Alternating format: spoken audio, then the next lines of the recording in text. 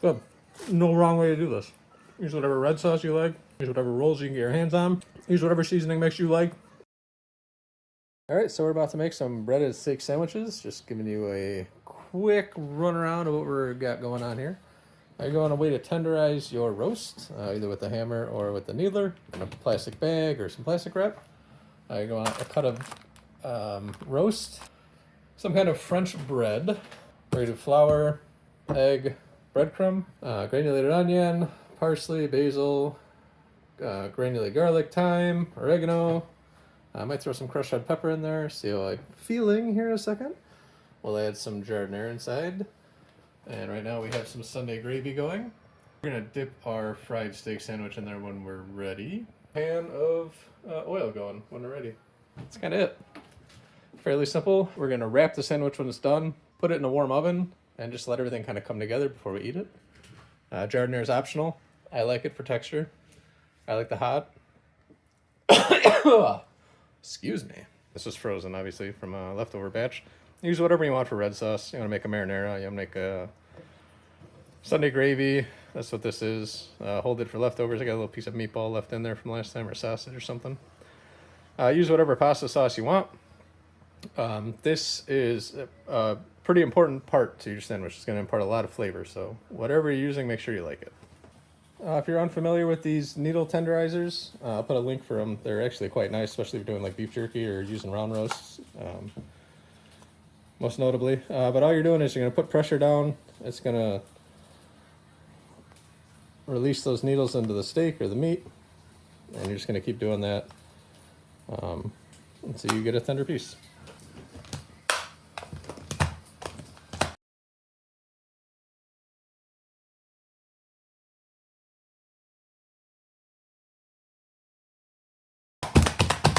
This one here is done. All right, so we're using 6-inch rolls. Obviously, this way is good for the sandwich. I could just cut it in half and be done with it. This way, it's not going to give us quite 2 sandwiches, so I'll pound it out if I want to.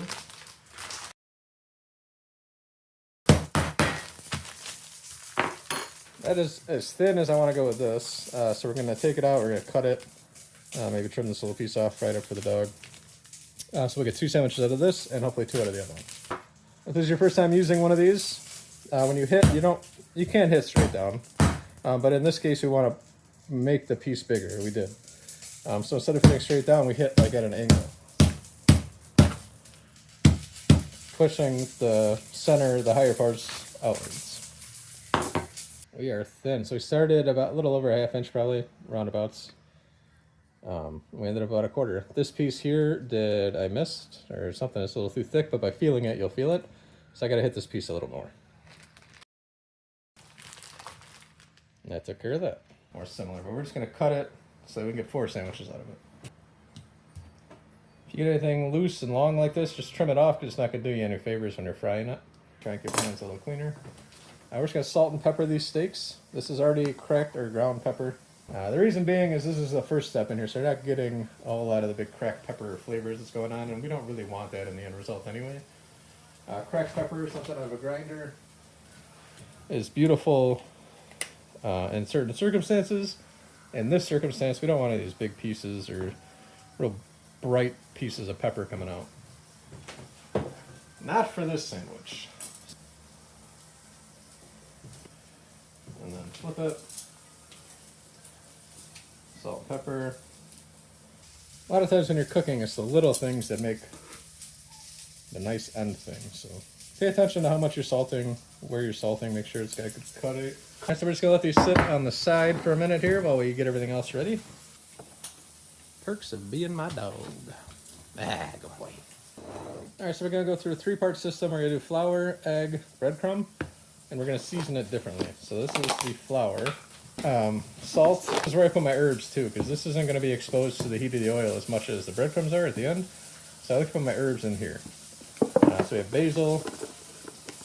You could do whatever Italian seasoning blend you're really looking for. I like hearty basil flavor. Next we got some oregano. Now oregano, your first instinct is probably to go heavy on the oregano, right? You got an Italian dish here. Served at a lot of pizza places. Go heavy on the oregano. It's just a little bit more oregano than the basil. This is one I don't know if everybody's going to be using, but this is thyme. I love thyme. Since we do the Cajun stuff, I really started loving thyme. So we're going to do about equal parts of the thyme as the basil. And then parsley for lightness and brevity and whatnot. So we're going to do about a tablespoon of the parsley. Parsley's the heavy one on here. And then crushed red pepper is optional. I love crushed red pepper. I don't know who's going to be eating these sandwiches, so I'm not going to do the crushed red pepper in here. But it's an option. Just going to mix this up.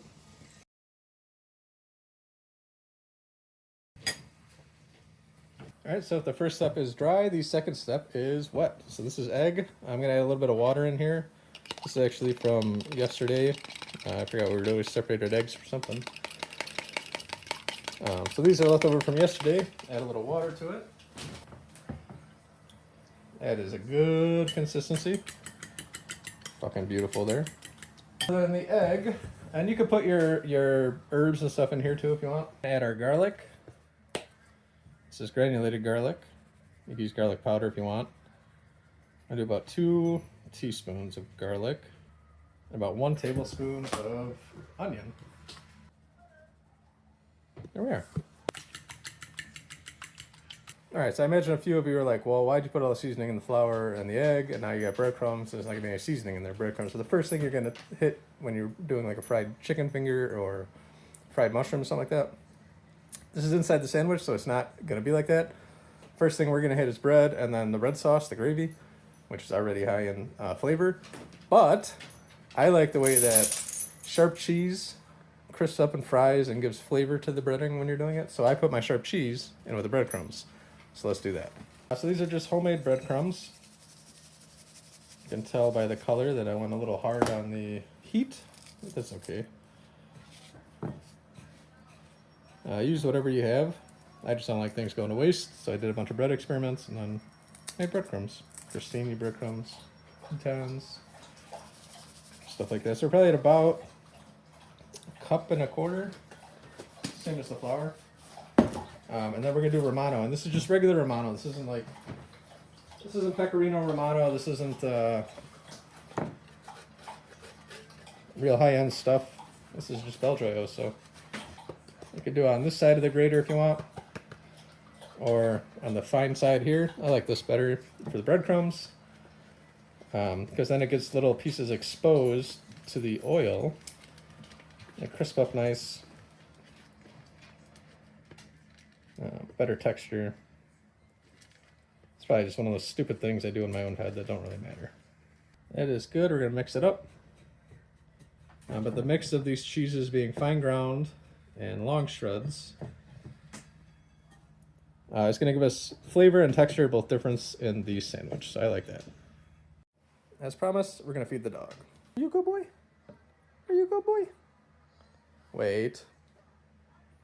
Okay. Alright, so we're going to start with our steaks. We're going to dredge them in the flour, both sides. We're going to get the excess off, a little shake. Right into the egg, both sides, into the breadcrumbs and Romano. And then we're going to put on these grates here, just to let them sit. We have the oil going already, it's heating up. And so we want these to get a little bit of time for the breadcrumbs to really adhere. So let's do that.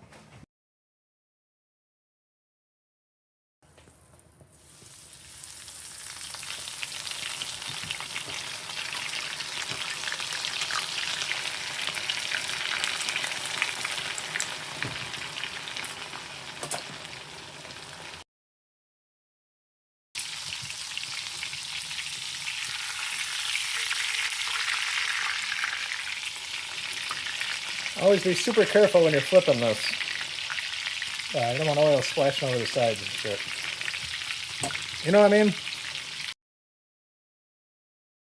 So this is frying. We have moments left on this. Just moments. This is looking fucking gorgeous. We're going to prepare everything. So we're going to take it out of the fryer, or out of the pan. We're going to dip it in that gravy over there. Get it really good. Really good. We're going to put it in this sandwich. We're going to put the cheese on it. We're going to put the peppers on it. We're going to do mild or hot, whatever you want. We're going to put some Romano over top. And then we're gonna wrap it up and put it in the oven at 170 degrees. This is as well as mine goes, while we fry the other ones, and then we'll come back to it.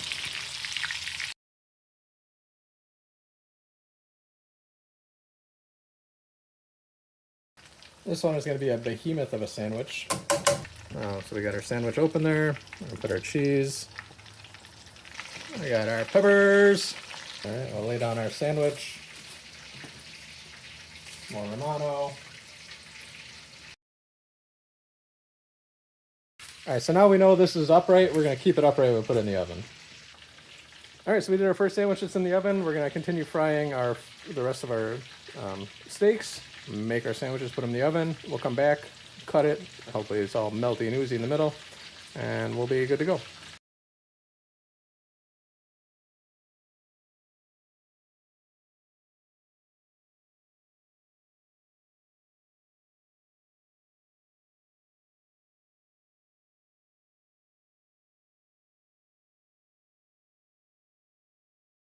So while I'm frying the rest of these, a couple quick notes. You could use any kind of cheese you want, really. I prefer a mix of whole milk, low moisture mozzarella, and provolone. Most times you're probably going to encounter just straight up mozzarella, very ooey, gooey. I like the resistance in provolone. That kind of gives it a little bit of a snap, a bite, or whatever you want to call it. So that's the preferred mix that I do. Romano cheese on top, crushed red pepper, optional, giardiniera, optional. Bread, pretty important that you get a good bread that holds up. If you're outside the area, just get whatever the local bakery's got for French bread, French rolls, and go with that. So one reason we're leaving the sandwiches in the oven for a minute wrapped up is to help melt the cheese, obviously. Keep everything warm. But it's going to help all the flavors come together, and it's going to help soften that bread. You can toast your bread beforehand if you want to. It's going to give it a very different texture at the end, since this is fried and a lot of them have the giardiniera in them. Not too worried about the texture of toasting it, but you're welcome to toast it if you want to.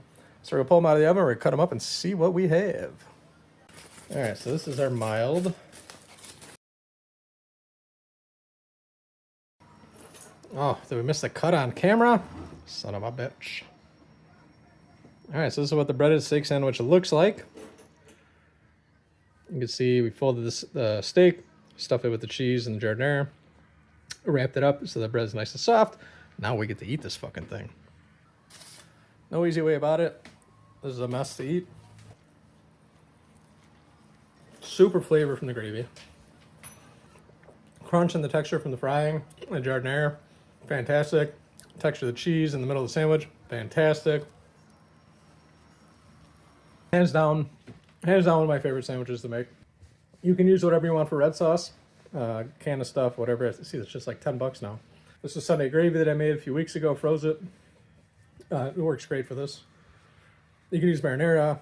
I like the darker, deeper sauces, the stuff that's been cooked, Sunday gravy. Probably just use a pizza sauce if you wanted to, if like this is your first time trying it. And you don't really want to play around with it too much, try pizza sauce. But hands down, this is fucking fantastic sandwich. I highly recommend you make it. I'll put the recipe in the links below. Stuff for you might need the tenderizer, the needler, stuff like that. And thank you.